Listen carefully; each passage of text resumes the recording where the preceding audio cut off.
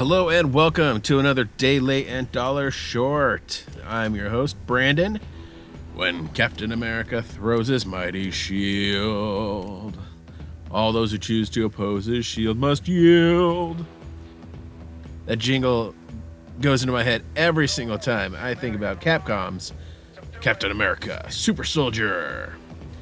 I am and always have been big on Captain America. My kindergarten lunch pail had Captain America, the Hulk, and Spider-Man proudly painted in punch steel. I bet it was lead paint, which might explain a lot. And while in grade school, I wanted to see the 1990s Captain America movie so bad it hurt. I remember going to the theater and seeing a poster and going, oh, this is gonna be awesome. And then I watched it with massive hurting. As I became a teenager, it was always nice to have the unmovable moral voice in comics, and the 2011 film really cemented modern-day Captain America as it's played out for the last 9 years.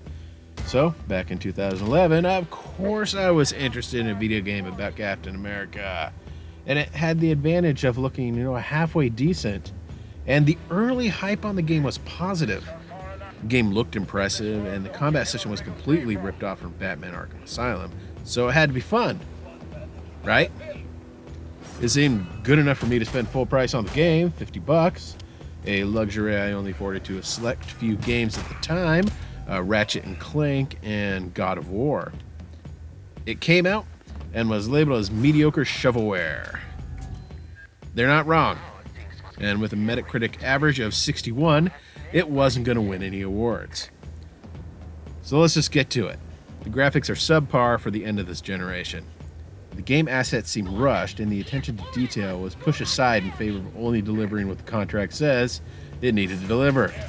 While some character models are interesting, as they have tried to mix modern technology with World War II elements, it's mostly run-of-the-mill and falls flat. I assume they were given production notes and concept art for the upcoming movie, as it kind of did have a lot of the same feel. If you play the game and unlocked a lot of the different collectibles, you'll see some of the concept art. Yeah, it's all kind of mediocre. Nothing really stands out as great. So it's not surprising that the graphics are just not there. The combat system is what you get when you try to quickly copy a Batman game. It's slow and unresponsive. Some of the QuickTime events are nice, but the details suffer from poor camera angles and placement of the models. I remember one time, as Captain America, I felled an enemy in a QuickTime event 10 feet away. And I was like, wow, Cap, you sure did somehow kick that dude in the face from 10 feet away. The story is also boring and easily forgettable. I played it for about 4 hours last night, and I can't even remember the name of the first boss battle. It was Baron von Wolf something. I had to go look it up. And, give it a week, and I'll pretty much forget the whole thing again. Just as I did when I played it 9 years ago. I've spent most of the game going, I don't remember a thing about this game. They attempt to tie in the game with the movie and kind of fail miserably. Then, don't even get me started on the collectibles. It's almost like an intern was told, just place some stuff around each level. We don't care. Just make sure you have X, Y, and Z and all your T's dotted and your I's crossed. And, well, that's it for today. See you later. You put all those things together and you get a game that deserves most of the reviews. Only, with all of its faults, I still had a really good time playing this game. The levels are interesting enough, and I had to run around looking for the next level more than once. While that is poor level design, I did discover a few other areas. I wouldn't have otherwise. The game itself has a little more sequence than you would think.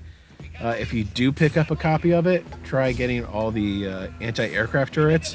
I can't do it. I don't know how. Pretty sure that if you give this game a few more months of polish, it could have turned out much better, like a Metacritic score of 70. But now, the final verdict. Should you buy a copy of the game? And how much should you reasonably pay for it? I recommend a pass on this one. I mean, if you can pick it up for $5, grab it. Otherwise, it'd be well worth it just to pop in a copy of Batman Arkham Asylum and enjoy a real game, not a rushed copy.